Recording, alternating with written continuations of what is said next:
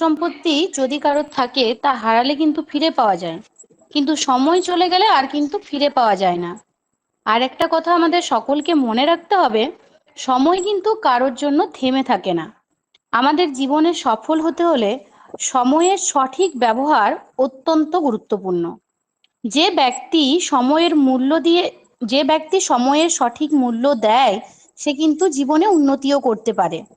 পড়াশোনা, খেলাধুলা, বিশ্রাম সবকিছু নির্দিষ্ট সময় ধরে করলে আমাদের জীবন কিন্তু আরো সুন্দর হয়ে ওঠে। আমাদের প্রত্যেকের উচিত একটা নির্দিষ্ট সময়সূচি তৈরি করা। কারোর কিন্তু অলসতা করে সময় নষ্ট করা একেবারেই উচিত নয়। আমরা জানি যে সময়কে যদি আমরা সম্মান করতে পারি, তাহলে কিন্তু সময় আমাদের জীবনে সাফল্য এনে দেয়।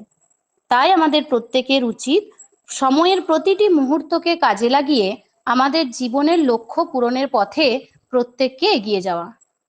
হ্যাঁ স্যার, হয়ে গেছে। ম্যাডাম কিছু